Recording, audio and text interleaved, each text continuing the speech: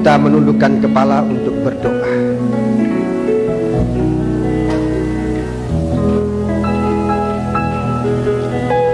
Bapa di surga, dalam nama Tuhan Yesus Kristus, acara demi acara sudah kami lewati dalam kebaktian pagi hari ini.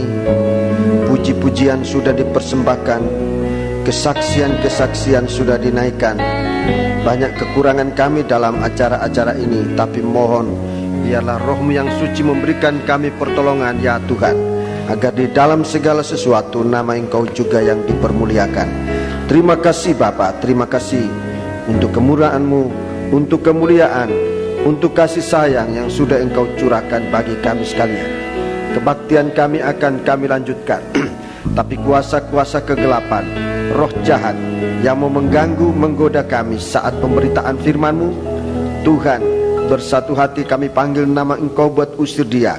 Di dalam nama Tuhan Yesus Kristus, segala setan kami perintahkan kamu semua, dalam nama Yesus, pergi. Darah Yesus yang berkuasa. Terima kasih Tuhan. Haleluya.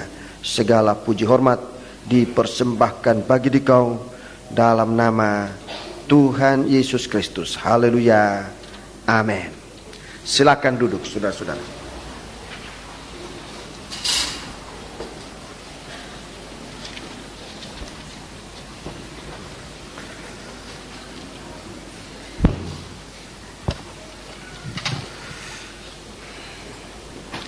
Sidang jemaat yang dikasihi Tuhan, saya menyampaikan salam sejahtera dan selamat berbahagia dalam menerima sabda Tuhan dalam nama Tuhan Yesus Kristus. Pagi hari ini sebenarnya ada penyerahan anak dari keluarga Denny Anggono. Biasanya penyerahan anak ini diadakan sebelum firman Allah disampaikan secara umum. Namun dalam kesempatan ini melihat kondisi dan waktu kita akan diatur dengan baik-baik, maka kepada keluarga Denny Anggono saya mohon kesabaran untuk mengikuti firman yang akan disampaikan, dan sesudah penyampaian firman Allah nanti barulah anak ini akan diserahkan. Memang tidak biasanya terjadi secara ini, tetapi kita tidak terikat dengan satu sistem. Allah begitu kaya dengan sistemnya dalam pelayanan pekerjaan Tuhan. Sebab itu saya mohon keluarga Denny dan Agnes untuk bersabar mengikuti pemberitaan firman Tuhan. Dan sesudah pemberitaan firman secara umum ini nanti kita akan bersama-sama mendoakan anak Yosua Fandi Anggono dan diserahkan kepada Tuhan. Puji Tuhan. Marilah kita akan segera masuk dalam pemberitaan firman Tuhan dalam kitab Wahyu Fatsal yang ke-18. Salam sejahtera bagi kita sekalian. Selamat berbahagia dalam menerima sabda Tuhan dalam nama Tuhan Yesus Kristus. Duduklah dengan tenang agar saat pemberitaan firman Tuhan benar-benar mempunyai arti yang sangat besar bagi kita sekalian. Kitab Wahyu Fatsal 18. Pagi hari ini kita akan membaca ayat 4 dan ayat yang kelima. Ayat 4 dan ayat yang kelima. Lalu aku mendengar suara lain dari surga berkata, "Pergilah kamu, hai umatku, pergilah daripadanya, supaya kamu jangan mengambil bagian dalam dosa-dosanya, dan supaya kamu jangan turut ditimpa malapetaka-malapetakanya. Sebab dosa-dosanya telah bertimbun-timbun sampai ke langit, dan Allah telah mengingat segala kejahatannya." Ya, terima kasih. Ayat 4 dan ayat yang kelima, seruan yang kedua yang disampaikan oleh malaikat yang turun dari surga, yang mempunyai kekuasaan besar dan mempunyai terang oleh kemuliaan.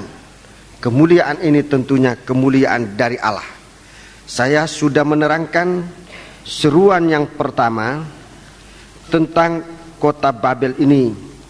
Kota Babel yang besar, yang penuh dengan atau menjadi tempat dari kediaman roh-roh jahat, menjadi tempat bersembunyi dari roh-roh najis, menjadi tempat bersembunyi dari segala burung yang najis dan yang dibenci. Ini adalah kehidupan yang tidak diisi dengan firman dan kasih Allah dan Roh Kudus. Setiap kehidupan semacam ini di dalam 1 Yohanes pasal 2 ayat yang ke-15 sampai 17, ini adalah kehidupan yang tidak melakukan kehendak Allah. Dari bagian pertama ayat 1 sampai dengan ayat 3 ini, kehidupan yang diberikan oleh Tuhan kemuliaan adalah kehidupan yang diisi dengan firman Allah dan melakukannya. Mereka akan hidup atau kita akan hidup selama-lamanya. Sementara kehidupan yang mengasihi dunia dengan segala isinya, dan itu berarti tidak melakukan kehendak Allah, kehidupan itu akan menjadi tempat dari roh-roh najis, dari roh-roh jahat, dan burung-burung yang dibenci. Saya memberikan ayat kepada saudara untuk saudara baca di rumah. Situasi keadaan dari Babel sebenarnya, saudara-saudaraku, sudah dinubuatkan oleh Nabi Yesaya. Nabi Yesaya dan Nabi Yeremia. Tapi saya tunjukkan dalam kitab Nabi Yesaya pasal 50 dan 51. Ini kondisi dari Babel sebenarnya. Sebab Tuhan tidak mengadakan kepada para hamba-hambanya, yaitu nabi-nabi. Penghukuman atas Babel ini sudah diberitakan terlebih dahulu. Kita tidak membaca pagi hari ini, dan jika Tuhan izinkan dalam kesempatan berikut kita mungkin bisa membaca bersama. Tapi silakan membaca di rumah seluruh fatsal-fatsal itu, kitab Nabi Yeremia juga, dan saya akan berikan nanti pada kesempatan berikutnya. Pada pagi hari ini, berita yang kedua yang disampaikan oleh malaikat yang turun dari surga adalah suatu panggilan atau suatu perintah, yaitu keluarlah kamu hai umatku, pergilah dari kota Babel itu. Saya singkatkan ini, saudaraku. Ini merupakan suatu bukan hanya penyucian, tapi lebih dari penyucian, ini suatu pemurnian Tuhan atas umatnya. Tuhan mengadakan pemisahan yang tegas.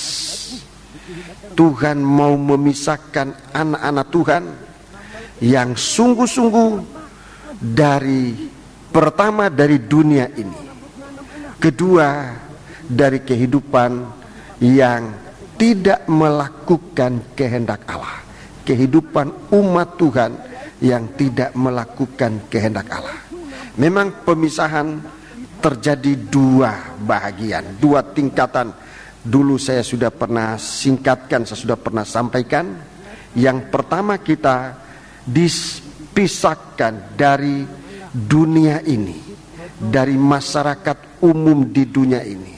Saudara-saudaraku, kita dipisahkan dari lalang yang merupakan kesamaan dengan gandum. Kita ini pemisahan pertama. Tapi pemisahan yang kedua, kita dipisahkan dari gandum yang tidak punya isi. Itulah kehidupan Kristen yang tidak melakukan kehendak Tuhan dengan sebaik-baiknya. Dalam Fatsal 18 ayat 4 dan 5, Tuhan mengadakan pemisahan ini. Ayat di sini dikatakan, pergilah kamu, hei umatku, pergilah daripadanya. Untuk menjelaskan ini, saudara-saudaraku, saya harus berpatokan dari pengalaman, dari suatu pengalaman. Saya tidak bisa menjelaskan ini tanpa melihat suatu pengalaman yang sudah dialami, untuk bisa menjelaskan bagaimana sesungguhnya Tuhan serius, Tuhan bersungguh-sungguh dalam menghadapi keadaan dunia yang sudah sangat berdosa ini. Untuk itu, saudara-saudaraku, kita akan membaca lebih dahulu dalam kitab Nabi Yesaya. Kitab Nabi Yesaya pasal yang ke-13.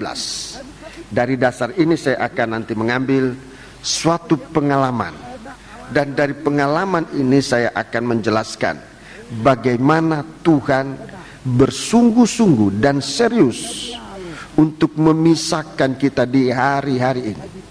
Jadi tidak ada saatnya nanti bahwa kita berada di dua tempat dalam waktu yang bersamaan, tapi kita sudah harus menentukan di mana tempat kita.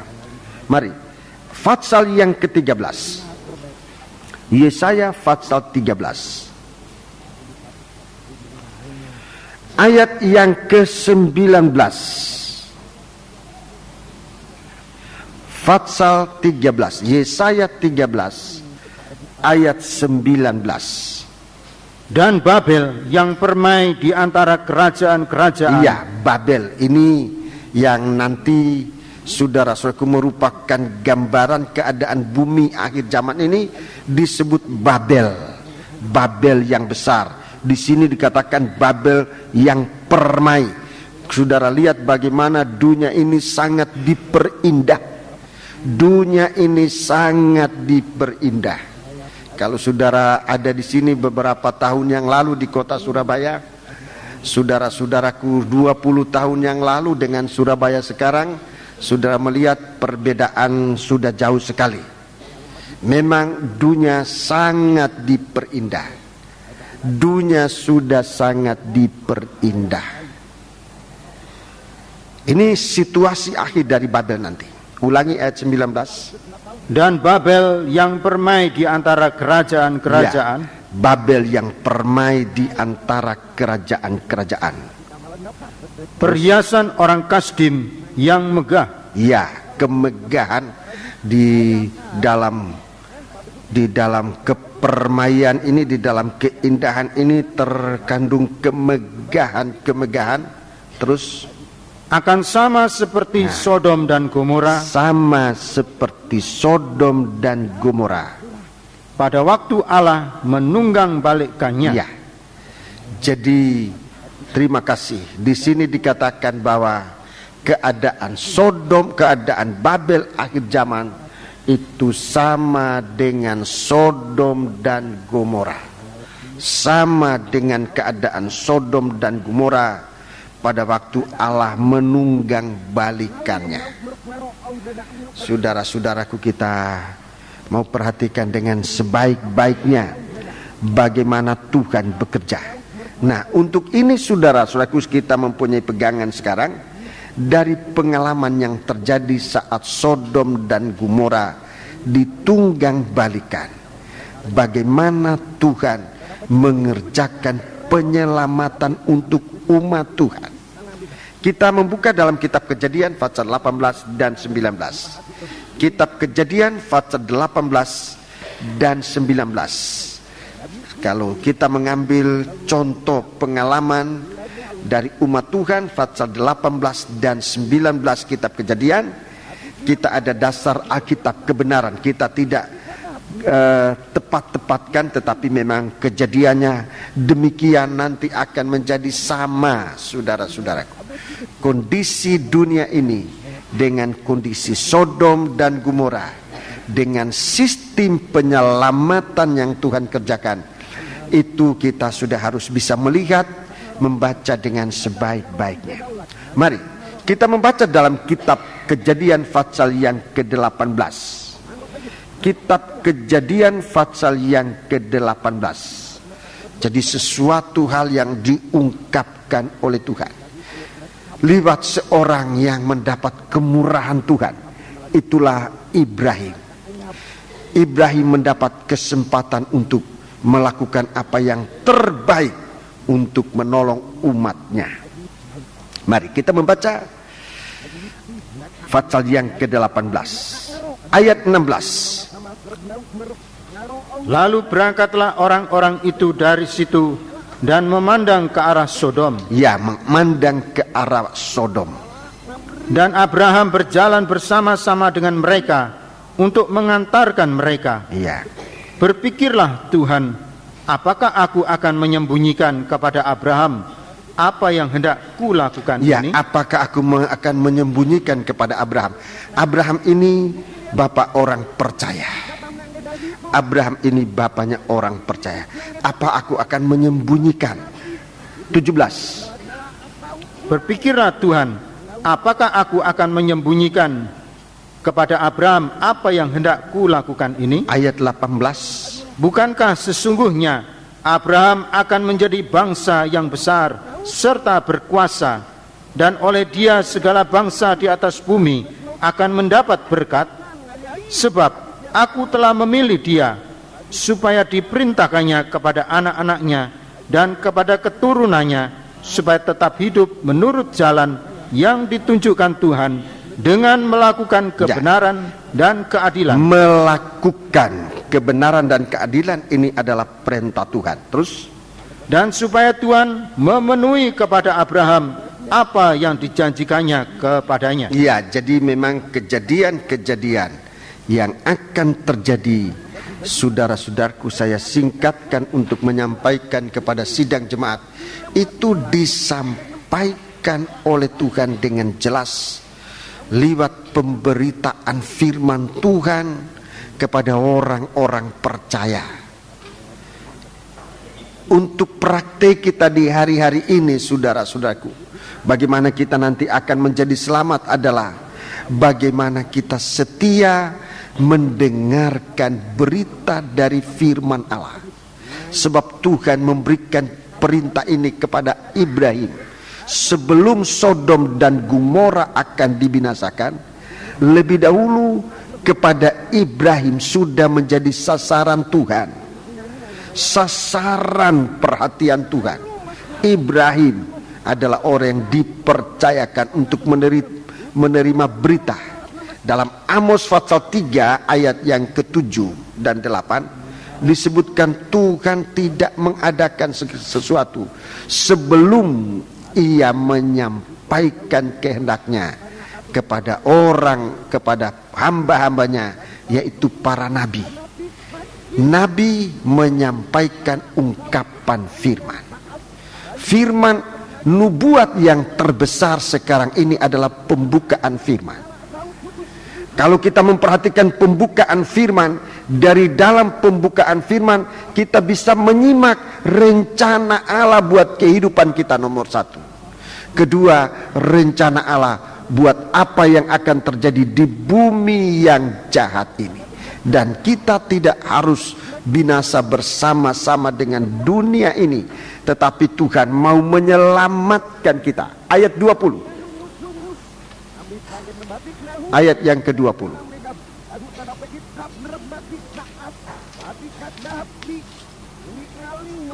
Sesudah itu berfirmanlah Tuhan, sesungguhnya banyak keluh kesah orang tentang Sodom dan Gomora, dan sesungguhnya sangat berat dosanya.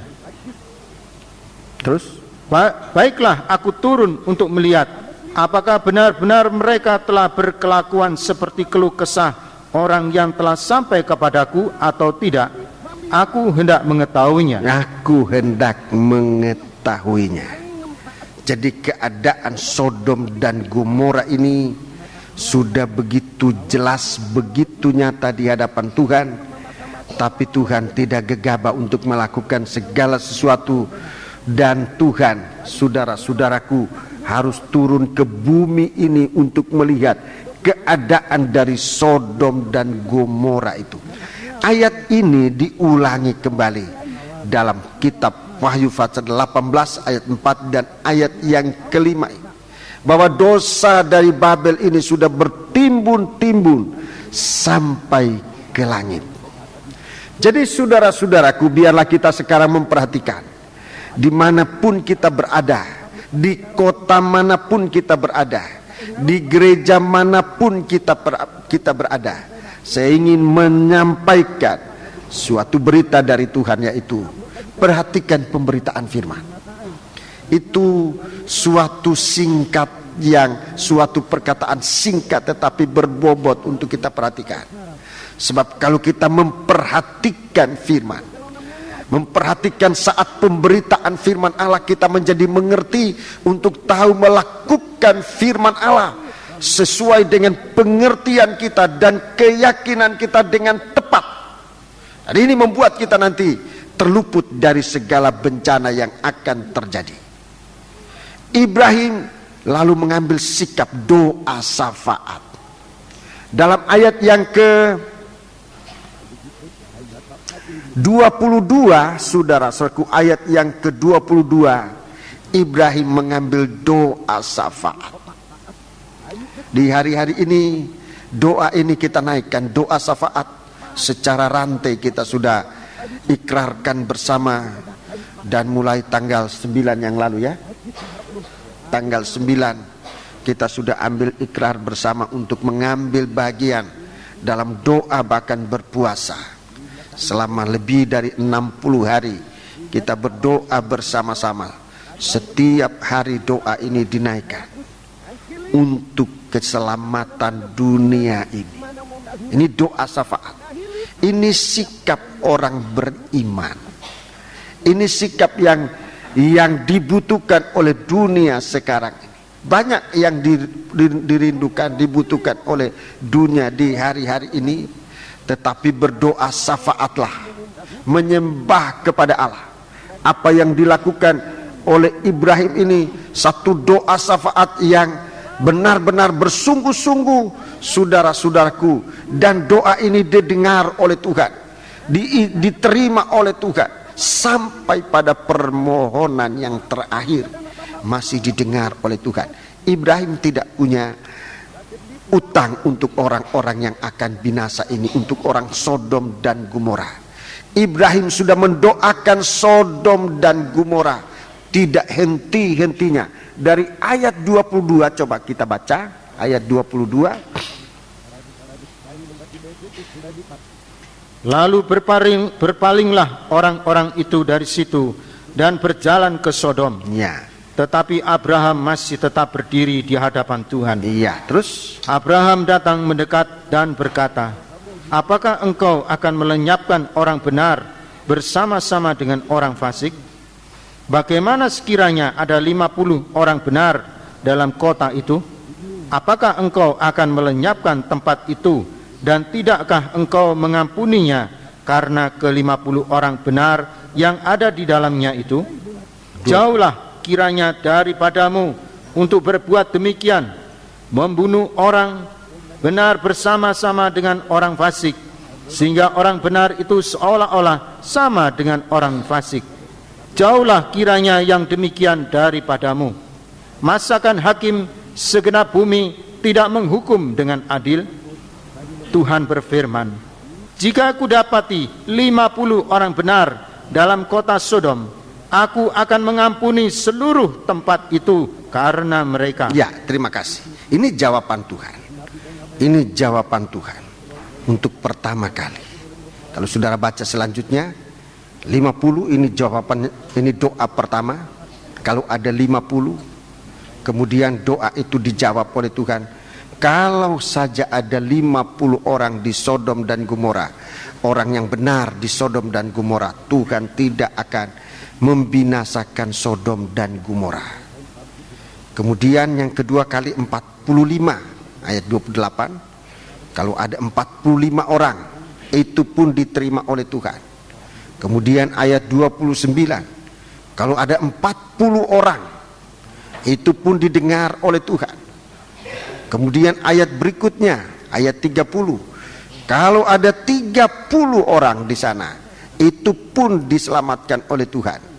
Kemudian ayat 31, kalau ada 20 orang itu pun diselamatkan oleh Tuhan.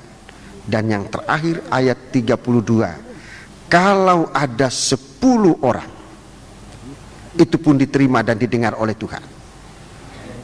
Jadi begitu Tuhan bersungguh-sungguh dalam penyelamatan ini, begitu juga Ibrahim sungguh-sungguh dalam doa syafaatnya untuk menolong umatnya, seorang yang diutus oleh Tuhan untuk menyatakan bagaimana keadaan dari Babel itu, untuk menyatakan bagaimana keadaan dari bumi ini, saudara-saudaraku, supaya umat Tuhan sadar bahwa kehidupan di bumi ini bukan untuk selama-lamanya. Saya ulangi perkataan ini, saya merasa perlu diperhatikan bahwa hidup kita di bumi ini bukan untuk selama-lamanya. Kalau sekarang kita merasakan mungkin dalam suasana senang, bahagia oleh karena keadaan dunia yang kita sempat nikmati, insaflah kita jangan lupa bahwa kesukaan bumi ini bukan untuk selama-lamanya.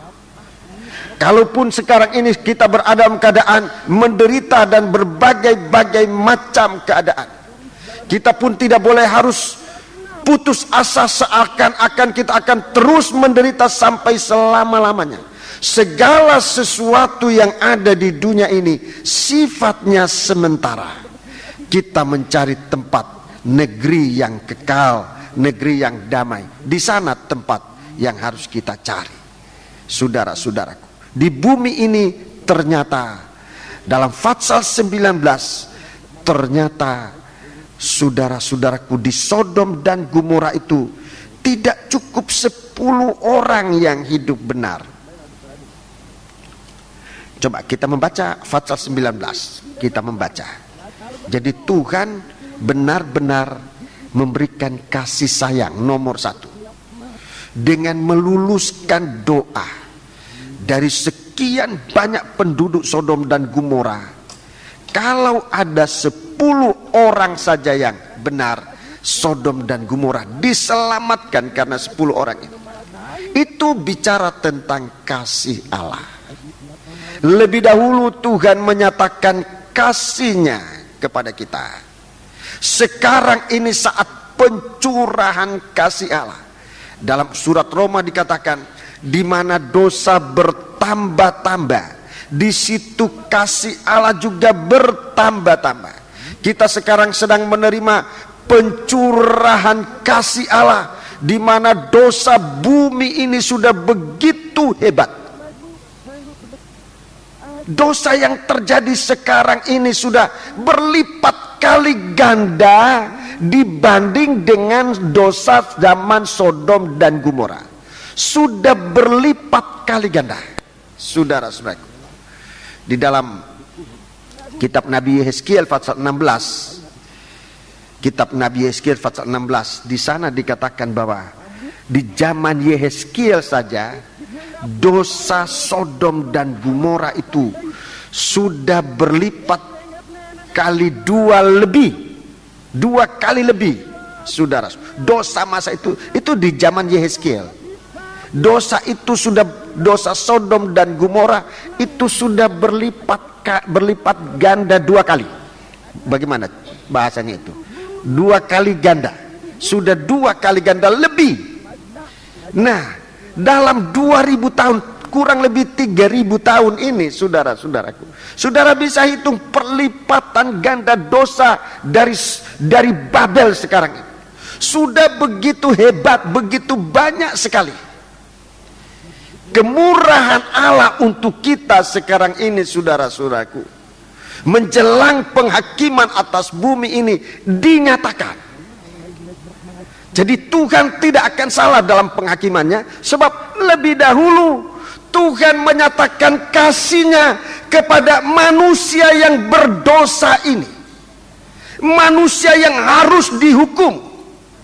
Manusia berdosa yang harus dihukum ini.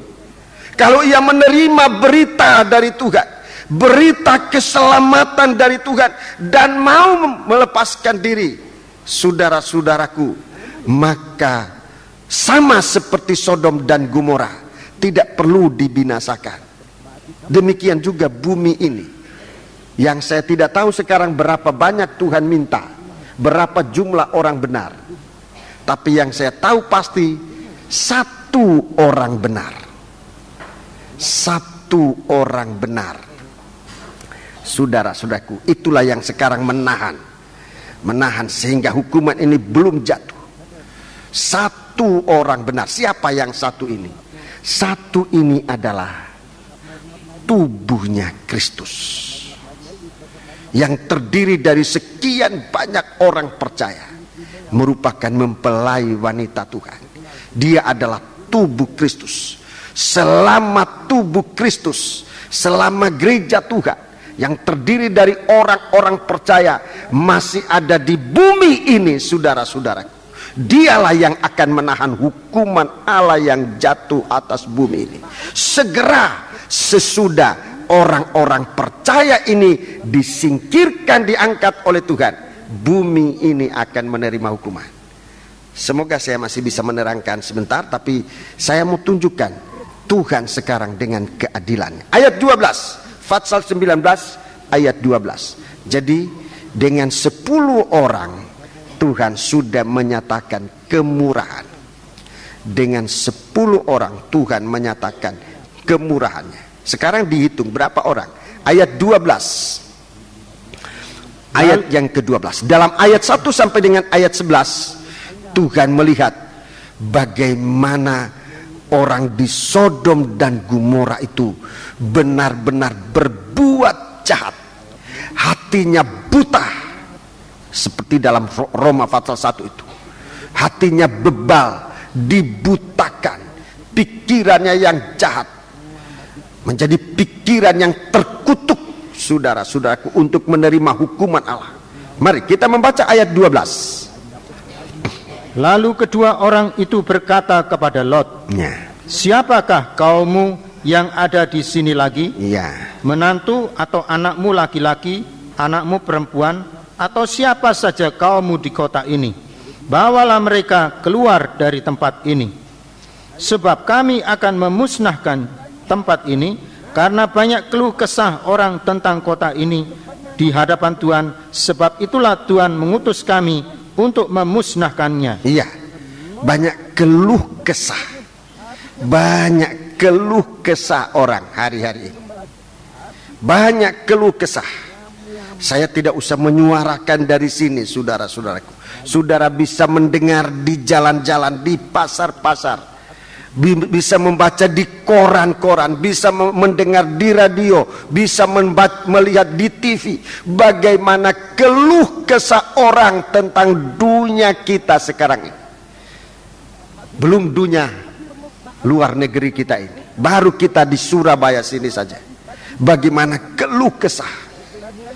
Mau ke pasar, mau ke toko, mau jalan-jalan, sudah lain situasinya. Seakan-akan setiap tapak, setiap langkah kita sudah dikelilingi dengan mara bahaya di hari-hari ini. Saya selalu menasihatkan di hari-hari ini, kalau tidak perlu betul, lebih baik tinggal di rumah berdoa daripada jalan-jalan dan sangat riskan di hari-hari ini. Saya tidak ingin membuat situasi lebih tegang, tetapi sebagai seorang gembala ingin membuat kita, saudara-saudaraku, sangat berjaga-jaga. Seruan ini sudah sampai di hadapan Tuhan. Tuhan sedang mencari orang-orang yang benar. Tuhan sedang mencari umatnya. Coba, siapakah kaummu yang ada di sini lagi? Ini orang percaya seperti Lut sini aja. Apakah itu menantu? Tuhan sedang mencari dari sekitar Lut. Apa itu menantumu? Apa itu anak-anakmu laki-laki atau anak perempuan? Saudara perhatikan, sampai siapa saja kaummu yang ada di kota ini, bawalah mereka keluar dari tempat ini. Ini apa yang dilakukan oleh Tuhan di dalam kasih-Nya Tuhan. Tuhan sedang mencari umatnya. Saudara-saudaraku, sebab Tuhan tidak mau bahwa di dalam rumah kita terjadi penghakiman. Oleh sebab satu atau dua orang yang tidak mau datang kepada Tuhan. Tuhan mau supaya kita semua selamat. Suami selamat, istri selamat, anak-anak selamat, anak menantu juga selamat. Semua yang ada di tempat ini. Sebab kami akan memusnahkan tempat ini karena banyak keluh kesah tentang dosa kota ini di depan Tuhan. Ayat 14.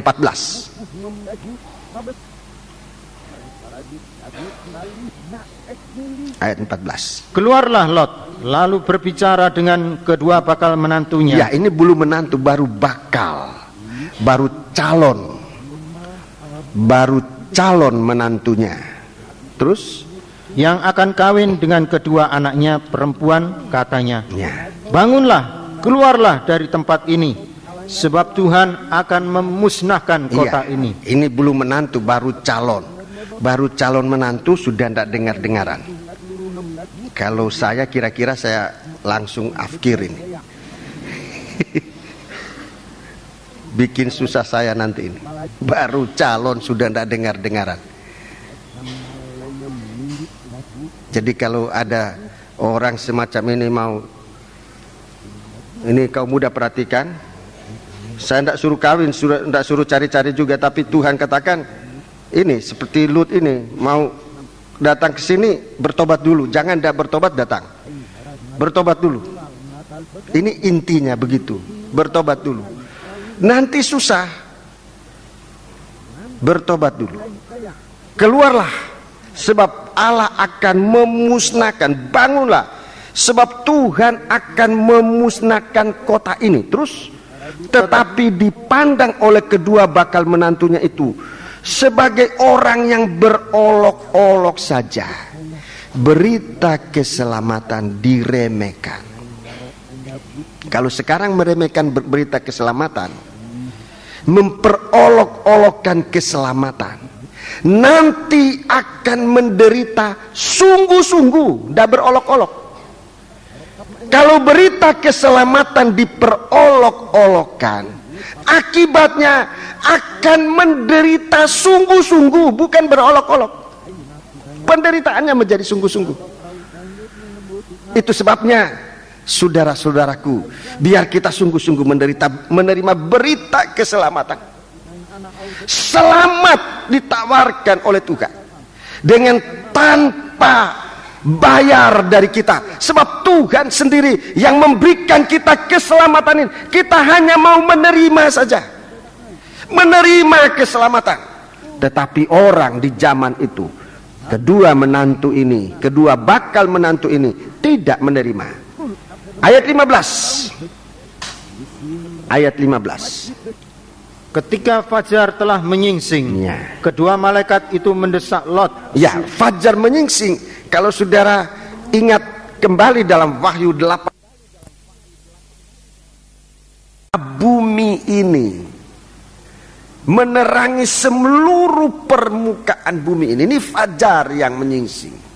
Ketika fajar menyingsing, kedua malaikat itu mendesak Lut, terus supaya bersegera, katanya, bangunlah, bawalah istrimu dan kedua anakmu yang ada di sini, supaya engkau jangan mati lenyap karena kedurjanaan kota ini. Ayat 16. Ketika ia berlambat-lambat, maka tangan istri dan tangan kedua anaknya dipegang oleh kedua orang itu, sebab Tuhan hendak mengasihani dia. Lalu kedua orang itu menuntunnya keluar kota dan melepaskannya di sana. Iya, terima kasih.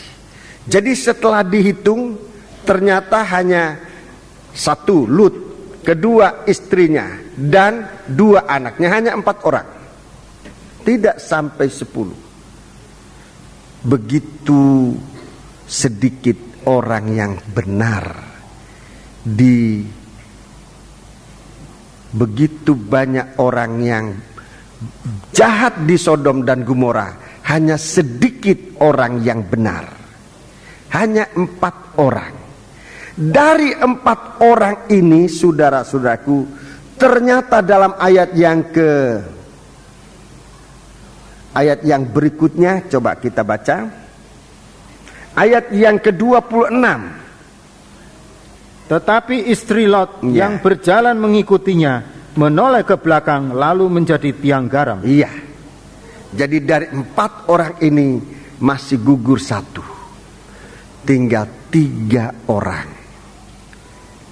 yang diselamatkan. Itu zaman Lut. Jadi begitu ketatnya Tuhan ingin menyelamatkan kita. Di sini dalam ayat yang ke-24 Kemudian Tuhan menurunkan hujan belerang dan api atas Sodom dan Gomora berasal dari Tuhan, dari langit. Dan ditunggang balikannya lah kota-kota itu dan lembah Yordan dan semua penduduk kota-kota serta tumbuh-tumbuhan di tanah. Jadi kita lihat bahwa Allah menghukum dunia ini dengan sangat adil. Di sini keadilan Tuhan. Di sini keadilan Tuhan, saudara-saudaraku. Sebab Tuhan menghukum bukan karena kejahatan orang Sodom dan Gomora ini. Saya ulangi, Tuhan menghukum Sodom dan Gomora itu bukan hanya karena kejahatannya, tetapi yang lebih dari itu adalah karena menolak keselamatan yang dari Tuhan. Jadi sampai dengan ayat 26 ini kita bisa melihat bahwa Tuhan maha adil di dalam memberikan hukumannya. Orang Sodom mendapat kesempatan untuk selamat. Orang Sodom tidak mau selamat. Mereka dibutakan. Ini hukuman pertama, dibutakan. Itu artinya hati dikeraskan untuk tidak akan pernah bisa melihat terang, karena menolak keselamatan. Berita keselamatan yang dibawa oleh malaikat sendiri datang ke Sodom dan Gomora. Tapi Sodom dan Gomora memperlakukan utusan Tuhan ini dengan hawa nafsu. Mata mereka dibutakan. Sudah jelas dalam surat Roma dan surat Korintus. Inilah orang-orang disediakan untuk dibinasakan. Mereka tidak mendapat kesempatan untuk bisa mengerti, untuk bisa beriman, saudara-saudaraku. Sebab itu kalau kita sekarang mendapat kesempatan untuk beriman, saudara-saudaraku, peganglah kesempatan ini dengan sebaik-baik. Orang Sodom dan Gomora menolak kesempatan untuk beriman, menolak kesempatan untuk diselamatkan. Kemudian dua anak menantu sudah dekat dengan keselamatan. Calon menantu sudah dekat dengan keselamatan, tetapi akhirnya bermain-main dengan keselamatan, memperolok-olokkan keselamatan. Kita sudah berada di dalam ruangan kebaktian di mana sebenarnya kita harus menerima pencurahan kasih sayang dari Tuhan. Tapi bagaimana sikap kita dalam menerima berita keselamatan saat pemberitaan firman disampaikan? Dalam Injil Lukas 8 ayat 18, Tuhan katakan, perhatikan sikapmu waktu mendengarkan firman Tuhan. Perhatikan sikapmu untuk saat mendengar firman Allah. Jangan bersikap yang acuh tak acuh. Jangan bersikap main-main. Sikap kita dalam menerima firman Allah harus kita jaga. Jangan sampai kita menjadi seperti calon menantu dari Lut ini, yang harusnya menerima keselamatan, tetapi dia menganggap berita keselamatan itu sesuatu permainan, sesuatu yang sekarang yang saya banyak dengar, yang firman Allah ini kurang ditanggapi dengan sungguh-sungguh, dengan banyak-banyak macam alasan ini dan itu. Sebenarnya sangat ngeri untuk kita bicara tentang pemberitaan firman Allah. Yang panjang kepanjangan, yang pendek terlalu pendek. Saudara-saudaraku, kita mau pemberitaan firman sesuai dengan selera kita. Ini sama dengan sikap calon menantu. Calon menantu belum menjadi mempelai, baru calon sudah berulah, sudah mempunyai ulah. Kita banyak mengeritik firman. Ini model calon menantu dari Lut ini. Sekarang banyak orang semacam ini. Banyak orang semacam ini, saudara-saudaraku. Dan semoga seberapa kita yang ada di sini merubah sikap. Seandainya tadi atau dulu begitu sikap kita, sekarang jangan. Riskan. riskan. Kita berkata semacam itu seperti tidak ada apa-apa. Seperti calon menantu ini memperolok-olokkan berita keselamatan itu seperti tidak ada arti apa-apa. Tetapi pada waktu api diturunkan, sekalipun tidak ditulis di sini, tetapi seruan, keluhan, jeritan dari anak calon menantu ini akan begitu dahsyat, begitu hebat. Jangan meringankan firman. Saya sendiri, saudara-saudaraku, selalu saya katakan, seandainya saya disuruh pilih mau khotbah panjang atau pendek, saya suruh yang gampang-gampang, saya pilih yang gampang-gampang aja. Dan gampang-gampang aja. Kalau saudara mau tahu beratnya berkhotbah, coba satu kali di sini. Saya kasih kesempatan, siapa mau tahu bagaimana beratnya berkhotbah? Boleh, saya kasih kesempatan. Mau khotbah, ayo silakan, coba satu kali. Nanti tahu beratnya. Begitu beratnya. Lalu kita permain-mainkan. Saudara-saudara, betapa kita harus bertanggung jawab di hadapan Tuhan. Ini sikap dari calon menantu, belum menantu, calon menantu. Cukup berat. Satu anak hamba Tuhan, dia bilang sama saya disuruh pembukaan om, capek, rasanya capek sekali. Baru saya tahu kalau papa itu berkhotbah capeknya bukan main. Dia baru pembukaan sudah capeknya luar biasa. Lu membawa firman, membawa berita yang itu suatu beban. Dalam perjanjian lama, dalam terjemahan lama bahasa Indonesia sebutkan beban firman. Beban firman. Kita memikul firman untuk disampaikan. Itu suatu beban. Bayangkan orang harus binasa, harus diangkat dari kebinasaan itu. Kalau satu orang, kalau dua orang, kalau begitu banyak. Bayangkan bagaimana Tuhan Yesus menyelamatkan manusia dari Adam sampai sekarang. Seluruh bumi ini, seluruh dunia. Coba bayangkan bagaimana berat pekerjaan Tuhan mengangkut dosa di atas kayu salib itu. Tetapi masih saja ada orang menganggap main-main dengan salib Tuhan itu. Menyebut darah Yesus dengan enteng-enteng. Dia tidak tahu bahwa begitu berat beban yang dipikul oleh Yesus untuk keselamatan umat manusia.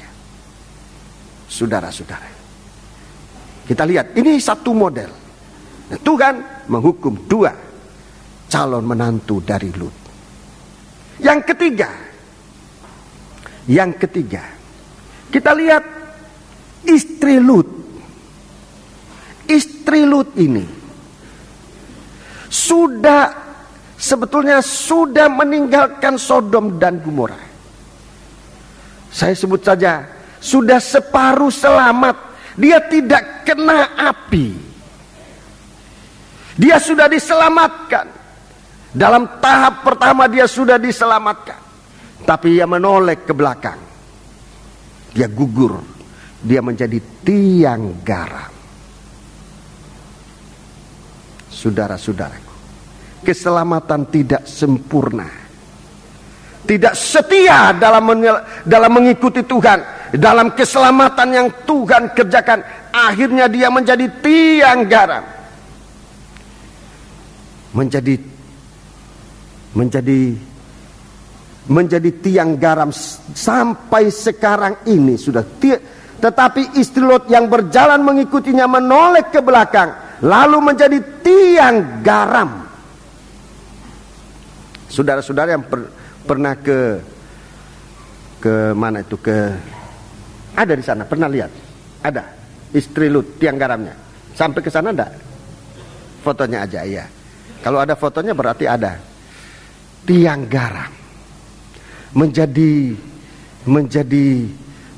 hal yang harus kita jaga di hari-hari. Kita ini sebenarnya sudah selamat. Sebenarnya kita ini sudah selamat. Tetapi yang harus dijaga sekarang, keselamatan kita ini harus tetap memandang kepada Tuhan yang adalah juru selamat kita ini.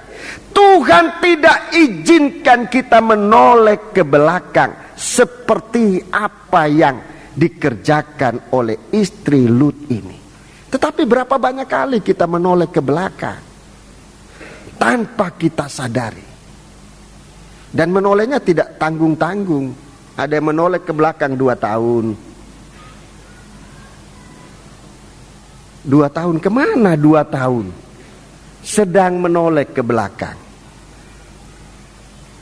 Sudah menjadi anggota Sangkor, menoleh ke belakang. Ada yang 1 minggu, ada yang 2 minggu, ada yang minta izin, saya mau menoleh ke belakang 2 minggu. Om, boleh.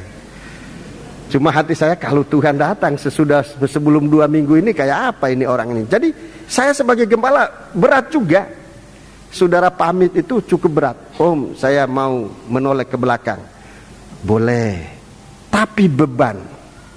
Doa terus. Jangan-jangan saat dia menoleh ke belakang, Tuhan datang. Ada yang masih minta izin, ada yang tidak minta izin. Nah, mohon tadi saudara yang bersaksi, ini saudara yang bersaksi tadi, memang saya perhatikan berapa hari nggak datang. Hati saya nggak enak. Kok nggak datang? Saudara ini tanya sana tanya sini, nggak ada yang tahu. Coba telepon, nggak ada apa-apa. Hati saya senang.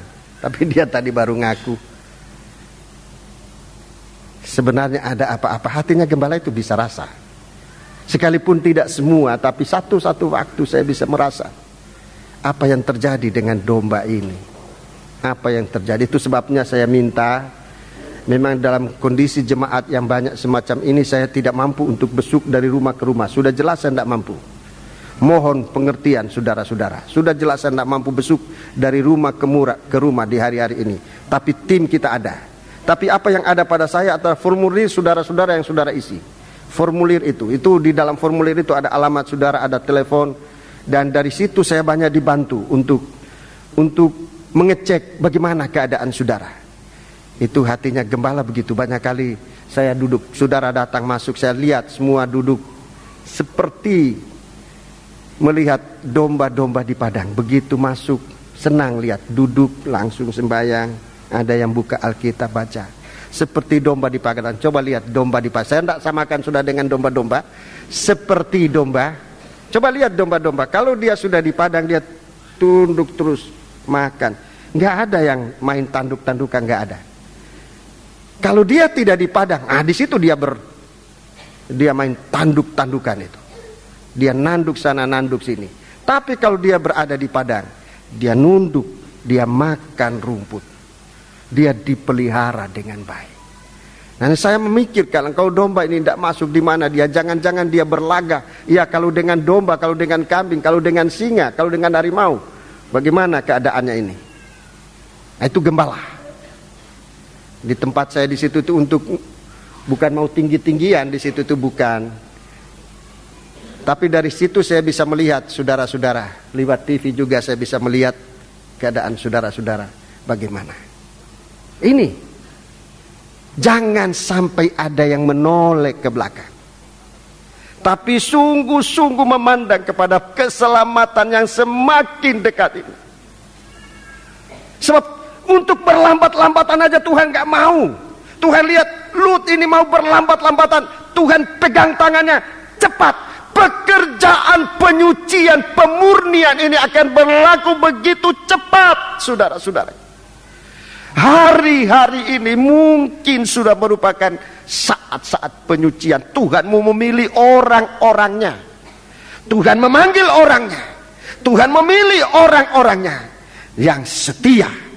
Itulah yang akan menang. Saat ini saudara-saudara, saat Tuhan menyampaikan pilihannya, Tuhan mau menyatakan miliknya, supaya setelah miliknya ini dikeluarkan, Sodom dan Gomora akan dibinasakan. Sekarang Babel ini akan dibinasakan, yang artinya bumi ini akan dibinasakan. Saudara-saudara, sebab itu mari kita memperhatikan saat-saat yang ada ini untuk setia. Kita tidak tahu entah malam, entah kapan Tuhan ini segera akan datang. Tapi kalau kita setia, saat apapun Tuhan datang, kita sudah berada di bawah kaki Tuhan. Dalam Injil Lukas pasal yang ke-17.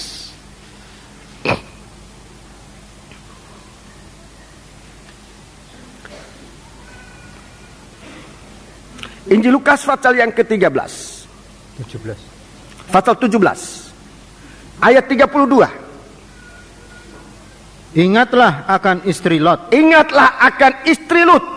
Ini artinya jangan menoleh ke belakang. Ingat istri Lut itu. Jangan menoleh ke belakang. Sebab ayat 33. Barang siapa berusaha memelihara nyawanya, ia akan kehilangan nyawanya. Iya. Dan barang siapa kehilangan nyawanya, ia akan menyelamatkannya. Iya. Ayat 34. Aku berkata kepadamu. Iya. Aku berkata kepadamu.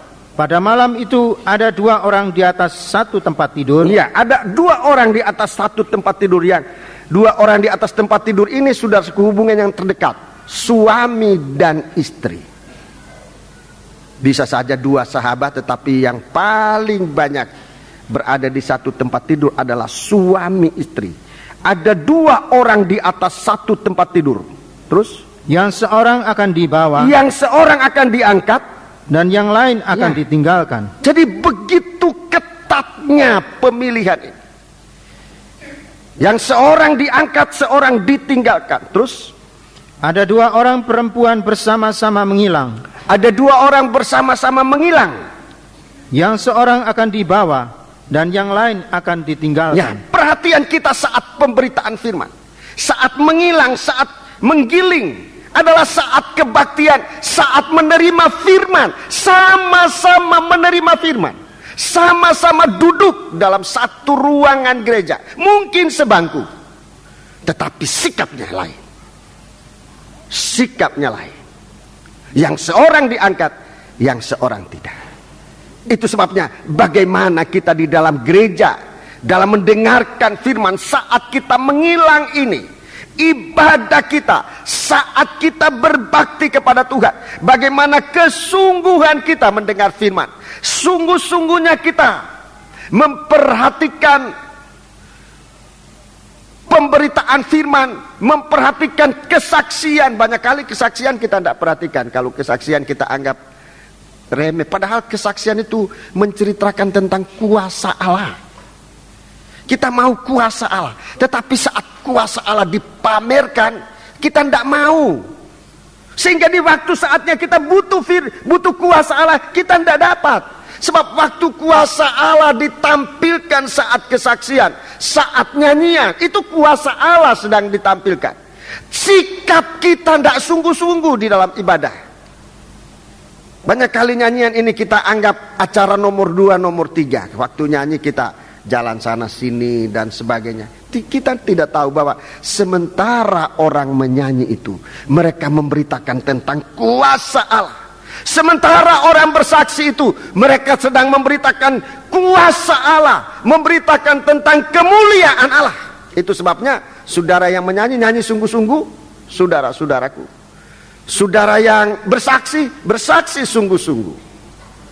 Yang ada intinya, yang ada kesungguhan. Jangan kita bersaksi dengan tidak sungguh-sungguh, sebab itu menyatakan kuasa Allah. Kesaksian yang terakhir tadi, kuasa Allah dinyatakan. Sekalipun perjalanan itu begitu banyak rintangan, tapi akhirnya ya lulus juga ujiannya kalau tidak salah tadi.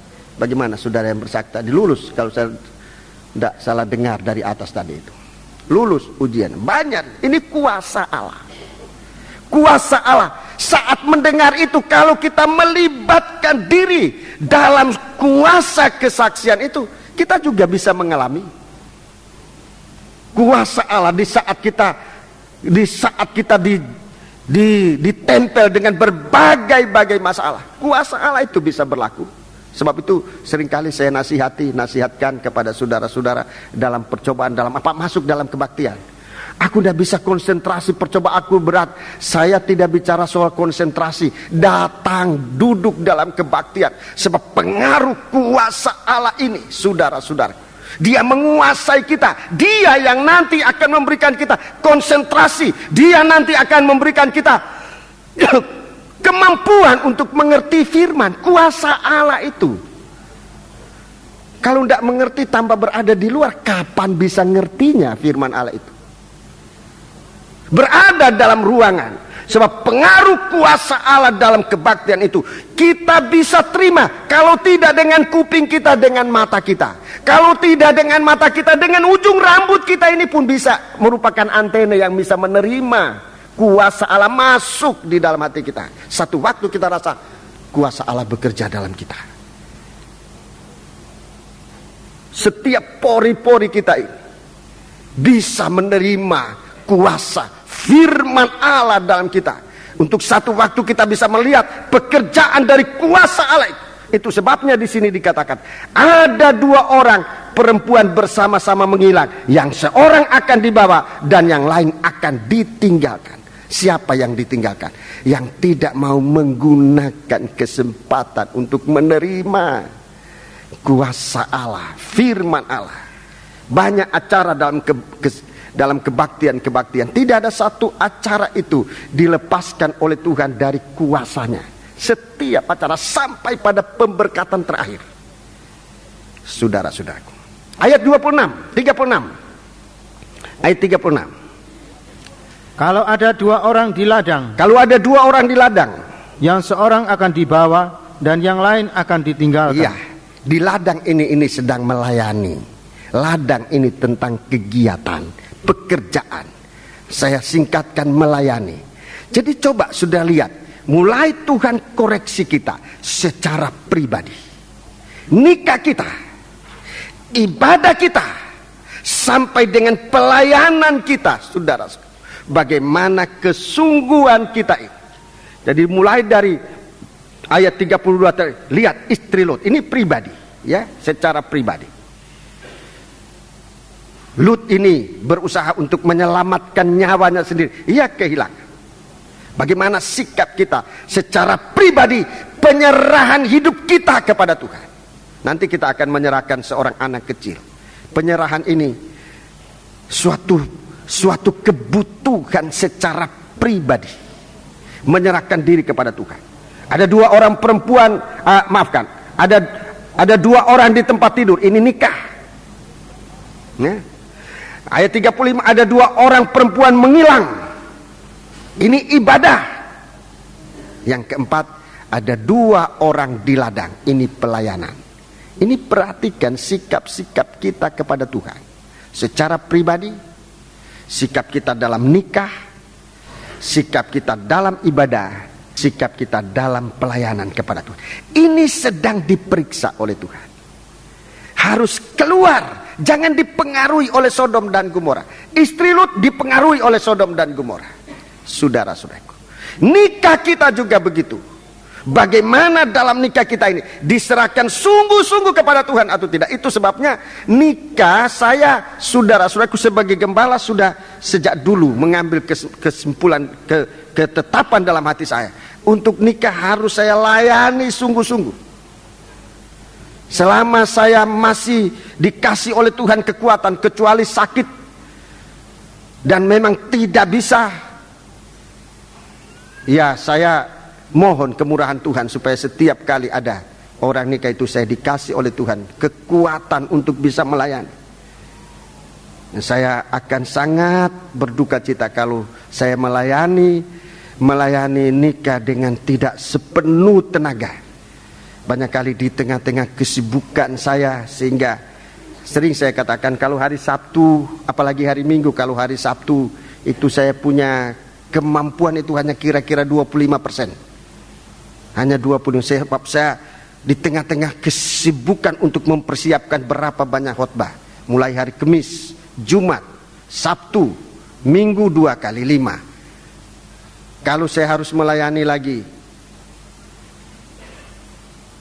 pemberkatan nikah pada hari Sabtu, berarti 6 khotbah saya harus siapkan dalam satu waktu.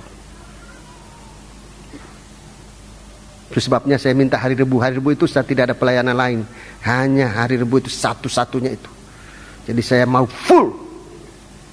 Saya bertanggung jawab pada nikah-nikah yang dilayani dalam pemberitaan firman Allah. Di sini ini, satu selamat, satu enggak.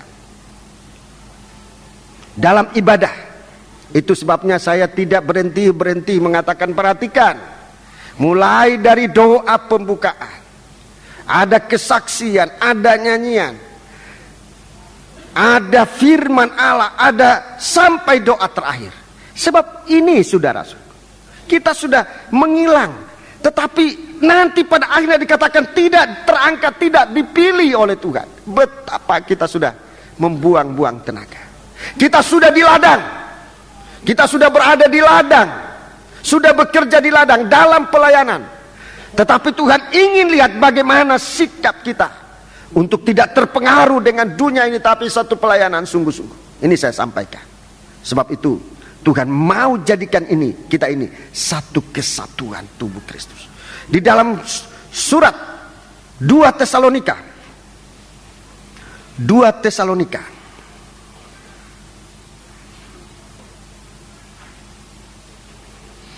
Tesalonika pasal yang kedua.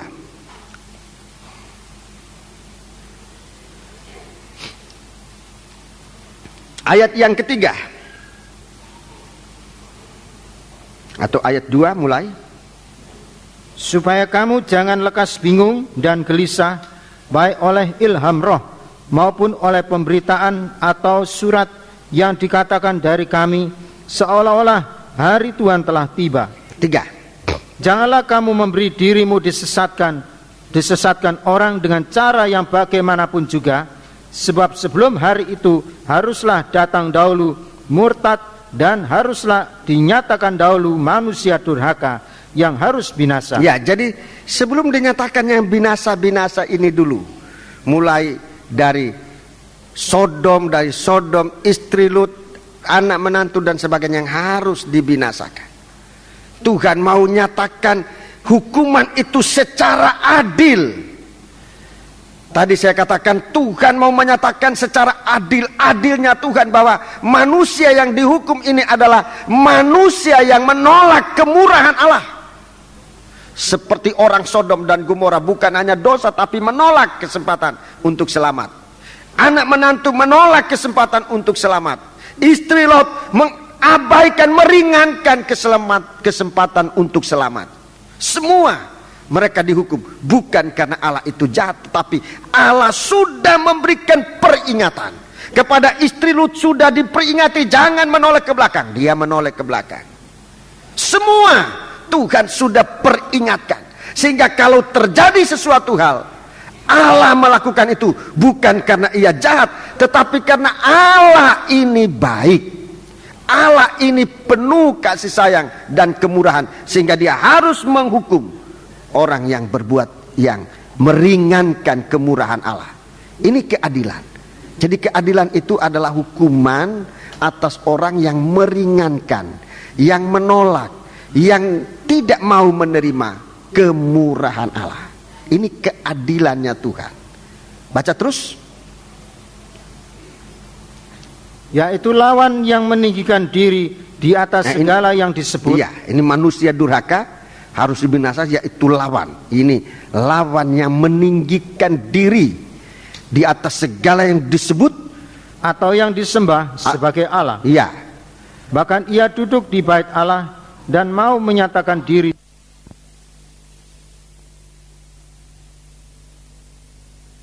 bahwa hal itu telah kerap kali kukatakan kepadamu ketika aku masih bersama-sama dengan kamu. Ya, terus. Dan sekarang kamu tahu apa yang menahan dia. Apa yang menahan dia? Sehingga ia baru akan menyatakan diri pada waktu yang telah ditentukan baginya. Iya, jadi hukuman itu nanti akan dinyatakan. Sekarang hukuman ini masih belum diturunkan, masih ditahan, masih belum dinyatakan.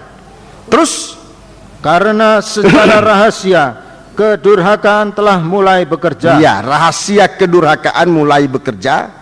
Tetapi sekarang masih ada yang menahan. Kedurhakaan ini sudah nyata, sudah bekerja, sudah aktif, tetapi hukuman masih ditahan, masih belum ditahan, masih belum dilaksanakan.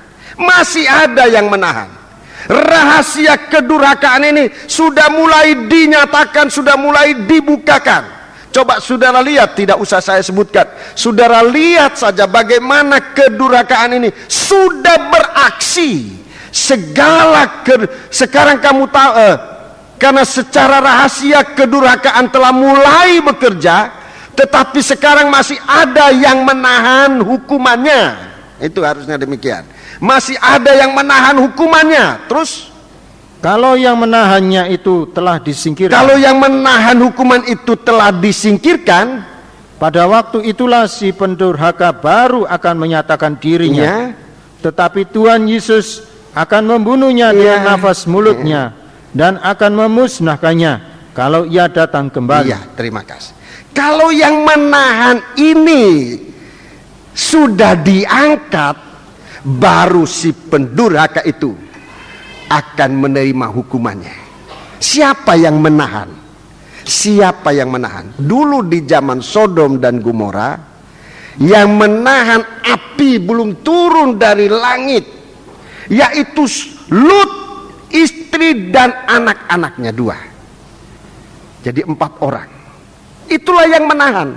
Artinya selama Lut masih ada di Sodom dan Gomora, api itu belum akan turun. Tuhan minta sebetulnya 10 orang, tapi ternyata hanya 4 orang. 4 orang ini pun masih menahan hukuman itu. Api itu belum turun atas Sodom dan Gomora. Selama Lut ada di Sodom dan Gomora, api tidak turun. Tapi begitu Tuhan menarik tangan dari Lut dan istrinya keluar, api itu cepat turun. Sekarang, zaman sekarang, siapa yang menahan? Tadi saya katakan satu pribadi, satu orang, itulah tubuh Kristus yang sedang dibentuk. Ini tubuh Kristus yang masih sedang dibentuk ini. Selama orang-orang percaya ini masih ada di bumi ini. Sekarang saudara-saudaraku, bumi ini seakan mau menggencet ibadah dari anak-anak Tuhan. Seakan tidak ada tempat lagi di bumi ini nanti, saudara-saudaraku. Tapi satu waktu kalau gereja ini memang benar-benar tidak ada lagi tempat di bumi ini, artinya gereja Tuhan itu sudah disingkirkan. Ini gambar mempelai perempuan Kristus sudah dikasih sayap burung nasar, dia dibawa ke padang belantara. Bumi ini sudah bebas, saudara-saudaraku. Dalam saat gereja Tuhan diangkat, dia sudah berada di padang belantara. Kemudian saat itu di bumi ini terjadi sengsara yang dahsyat, suatu proses perobekan daging, dan anak-anak Tuhan yang ketinggalan akan dipancung kepalanya. Saat pemancungan kepala itu terjadi, anak-anak Tuhan ini akan diangkat semuanya. Yang mati itu akan dibangkitkan, yang disingkirkan ke padang belantara itu akan diangkat. Semuanya akan bertemu di udara. Tuhan turun ke bumi ini. Di sini dikatakan untuk membinasakan si penjahat-penjahat ini. Semoga jelas apa yang saya jelaskan ini. Jadi tidak usah khawatir, saudara-saudaraku, akan pengikutan kita kepada Tuhan.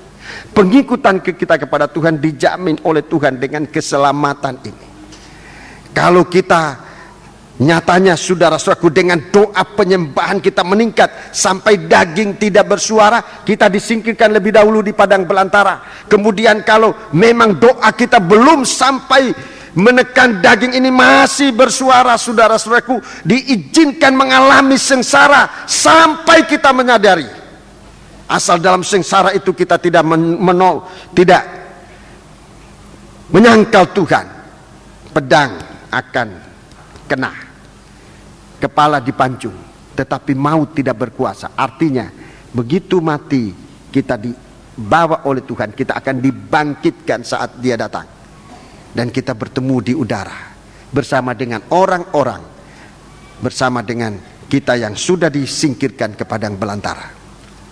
Saat itu bumi ini akan dibinasakan. Sebab itu di sini Tuhan mulai memilih orang-orangnya. Dalam Wahyu 18 ayat 4 dan 5 ini, Tuhan memilih orangnya. Keluar kamu, hei umatku. Siapa umat Tuhan ini? Dalam pasal 17 ayat yang ke-14 dikatakan, itulah orang yang terpanggil, orang yang dipilih dan yang setia. Itu umat Tuhan. Itu umat Tuhan. Wahyu pasal 17 ayat 14. Umat Tuhan itu adalah orang yang terpanggil, orang yang dipilih, dan orang yang setia. Itu umat Tuhan.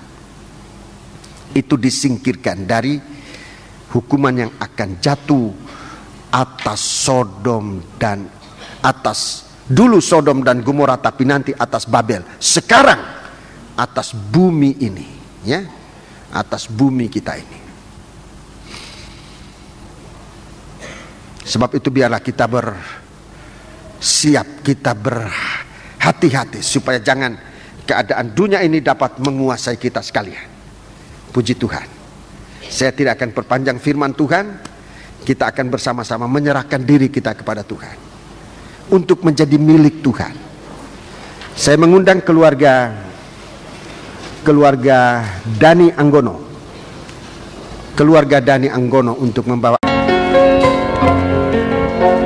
Para tua-tua mohon maju ke depan.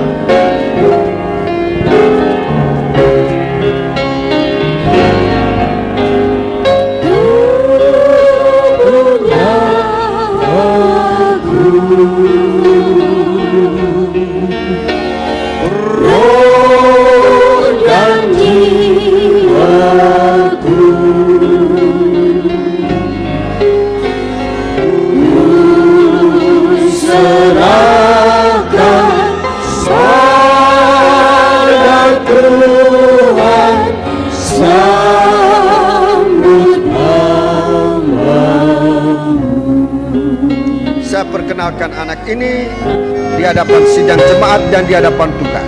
Lewat surat penyerahan anak dari Gereja Pantai Kosta Tabernakel dengan nomor 751/PA/P nomor 90 tahun 99, telah diserahkan dalam nama Allah Bapa, Tuhan Anak laki-laki dan Roh Kudus, yaitu Tuhan Yesus Kristus, pada hari Minggu tanggal 14 Februari 99 di hadapan sidang jemaat di Gereja Lemah Putro 1 nomor 18 Surabaya. Seorang anak bernama Yosua Fandi Anggono, lahir di Surabaya tanggal 29 Desember 1998. Alamat Perum Puri Indah 2R27 Sidoarjo. Ayah Dani Anggono, Ibu Anes Rengan. Surat ini akan saya serahkan selesai penyerahan anak. Sekali lagi kita lakukan tubuhnya waktu.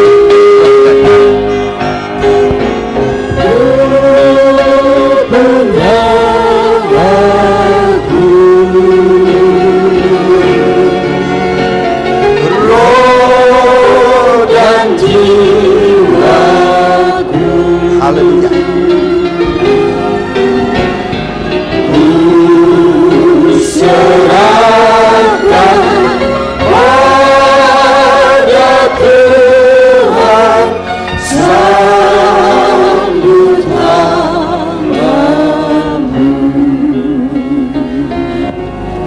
Bapa di surga, dalam nama Tuhan Yesus Kristus, kami datang kepadamu membawa kehidupan kami, seluruh sidang jemaat. Kami membawa kehidupan kami, hamba-hambamu, para tua-tua. Kami membawa kehidupan ibu dan ayah dari anak ini. Tapi terutama kami sekarang menyerahkan dia dalam tangan-Mu Tuhan. Masukkan dia menjadi anggota tubuh-Mu ya Bapa. Haleluya.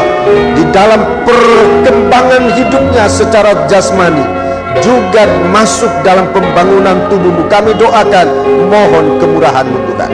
Sekarang Tuhan, kami menyerahkan anak ini, kekasihku Yosua Fandi Anggono.